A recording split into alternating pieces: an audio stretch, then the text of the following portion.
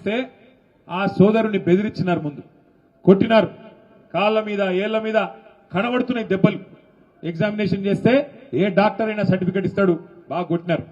కొట్టడమే కాదు, అయినా కూడా ఆ తమ్ముడు వినకపోతే కారులో వేసుకొని కిడ్నాప్ చేసి తీసుకొని పోయినారు. తీసుకొని పోయి అక్కడ ఉండే మంత్రి బలుపుతో ఆయన కనుసన్నలో ఉండే ఆయన అనుచరుల అహంకారం వల్ల మూత్రం దాగిపించి ఆయనను బెదిరించి ఇన్సల్ట్ చేసి అక్కడికక్కడనే ఆయనను అవమానించే ప్రయత్నం చేసినారు. అంటే ఎంత కిరాతకమైన, ఎంత చిల్లర వికృతమైన రాజకీయం ఇది ఈ జిల్లాలో జరుగుతున్నది కాంగ్రెస్ నాయకుల కనుసన్నలో. ఒక్కసారి మీరు ఆలోచన చేయండి. అట్లాగే ఒకటి రెండు కాదు, ఇట్లా ఎన్నో ఉన్నాయి ఉదాహరణలు. హుజూర్ నగర్ కాన్స్టిట్యున్సీలో అయితే మన వాళ్ళని తీసుకొని పోయి పోలీస్ స్టేషన్లలో కూర్చోబెట్టి బెదిరించి ఆఖరికి కాంగ్రెస్ మండల అధ్యక్షుడిని పోలీసు కూడా పిలిపించుకొని వాళ్ళకు మన క్యాండిడేట్ని అప్పచెప్పి పంపించే పరిస్థితి. ఇంత చిల్లర రాజకీయం ఇవాళ ఈ జిల్లాలో జరుగుతూ ఉన్నది. పోనీ ఇదంతా ఒక దిక్కు అయిపోయింది. తర్వాత ఎలక్షన్లు అయినాయి, మనోళ్ళు మొక్కవోన్ ధైర్యంతో కొట్లాడినారు. నకిరేకల్ నియోజకవర్గం చినకాపర్తి అనే గ్రామంలో మనకు పడ్డ ఓట్లను, మరి అధికారులకు ఏమైందో నాకు తెలియదు, మనకు పడ్డ ఓట్లను అవి కలిపితే మనం గెలిచిపోతాం, అవి పక్కకు బారేసి పక్కన మోరులో దొరికినాయి. మన లింగయ్య గారు పోయి, చిరుమర్తి లింగయ్య గారు కొట్లాడి అట్లెట్లా మీరు లెక్క పెట్టారని గొడవ చేస్తే అది మొత్తం రాష్ట్రం దృష్టికి వచ్చింది. అట్లాగే ఇక్కడ రాఘవాపురం గాని, వాసాల మరి గాని, మీ యాదాద్రి భువనగిరి జిల్లాలో గెలిచిన వాళ్ళని కావాలని ఇవాళ దగ్గర రాష్ట్రం మొత్తం నిన్న కూర్చొని లెక్క తీసినాం మన పార్టీ ఆఫీసులో. రాష్ట్రం మొత్తం ఒక 100-150 గ్రామాలు ఇట్లున్నాయి. మనం గెలిచినాక కూడా కావాలని రీకౌంటింగ్ పెట్టి దొంగతనంతోని, అధికార బలంతోని, అధికార దుర్వినియోగంతో గెలిచిన ఒక 100-150 గ్రామాలున్నాయి. ఒక్కటి కూడా వదిలిపెట్టాం, కోర్టుకు పోతాం, తప్పకుండా గెలిచి వచ్చేదాకా మీకోసం కొట్లాడతామని చెప్పి కూడా నేను విజ్ఞప్తి చేస్తా ఉన్నా. మనం ఎమ్మెల్యేలనే ఇడిచిపెట్టలేదు. మన పార్టీ వదిలిపెట్టి 10 మంది ఎమ్మెల్యేలు పోయి కాంగ్రెస్ పార్టీలో చేరినారు. మీరు చూసే ఉంటారు. స్పీకర్ గారికి కనబడతలేదంట, ఏది ఎమ్మెల్యేలు సిగ్గు లేకుండా వాళ్ళే చెప్పుకున్నారు.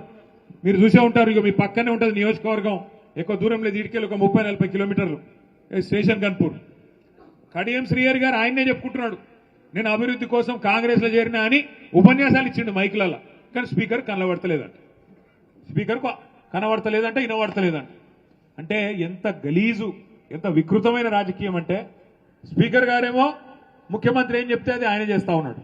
ఇంకా గలీజ్ ఏంటంటే 10 మంది ఆ ఎమ్మెల్యేలు ఎవరైతే పోయినారో వాళ్ళు ఇలా ఆడనా మొగనా చెప్పమంటే చెప్పాలని పరిస్థితులు ఉన్నారు. వాళ్ళు ఏ పార్టీ రాబాయి నీదంటే ఏ పార్టీ ఆనికి తెలియదు. ఎంత సిగ్గుమాలిన పరిస్థితి.